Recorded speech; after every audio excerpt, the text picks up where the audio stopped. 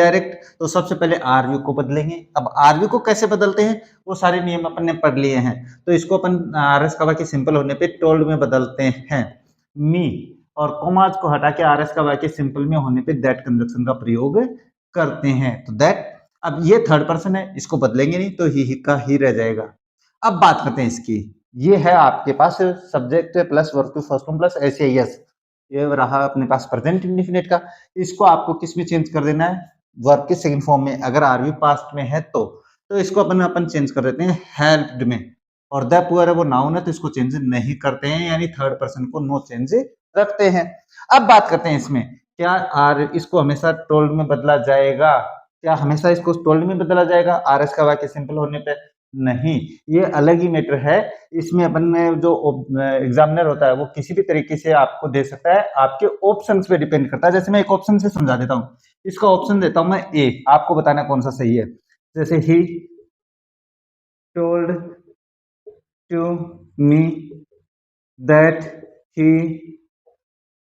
Helped the poor, और वाक्य को कर दिया कंप्लीट। इसके बाद में बी ऑप्शन देता हूं मैं आप लोगों को, he told me if he helped the poor. अब इसके बाद में बात करें नंबर सी देवें तो he remarked me that he helped the poor.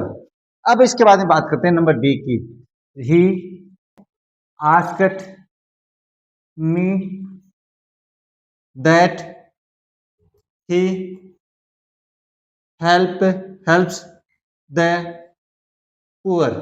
अब ये चार ऑप्शन है आप लोगों के पास। अब इन चारों में से अगर मैं कहूं कि सही कौन सा है, तो आप ये देखोगे कि सर ने तो कहा था कि टोल्ड में चेंज करनी है अगर आरएस का वाक्य सिंपल है तो।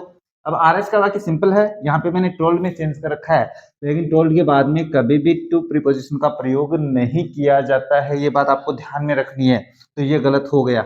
इसकी बात करें तो ही टोल्ड मी इफ, अब टोल्ड लिख दिया, यहाँ पे आरएस का वाक्य सिंपल था तो कंजक्शन है यहाँ पे क्या है, इफ नहीं आएगा। मैं केवल आरवी की बात कर रहा हूँ, कंजक्शन की बात नहीं कर रहा।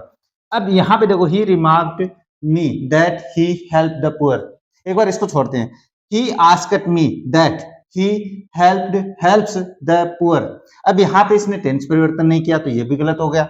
अब यहाँ पे क्या आस्क्ड रख सकते थे? बिल्कुल रख सकते हैं, ऑप्शन में कुछ भी दिया जा सकता है। ये मैंने आप लोगों को एग्जाम्पल समझा रखे हैं, बहुत सारे समझाए हुए हैं, तो यहाँ पे कुछ भी हो सकता है, ये ध्यान में रखना। तो यहाँ पे अगर वर्ब की सेकंड फॉर्म होती तो क्या ये सही कर सकता है? बिल्कुल कर सकता है, कोई दिक्कत नहीं है इसमें। लेकिन यहाँ पे ये वर्ब टेंस परिवर्तन नहीं किया तो ये गलत हो गया। तो फिर सही कौन सा होगा? ऑप्शन आपका ये होगा, ही रिमार्क्ड मी। तो यहाँ पे देख लो, टोल्ड, यहाँ पे मैंने टोल्ड किया, यहाँ पे रिमार्क्ड किया है, तो ये आपको ध्यान में रखना है, आरवी के नियमों से चिपके नहीं रहना है। बस यही समझा रहा था मैं यहाँ पे।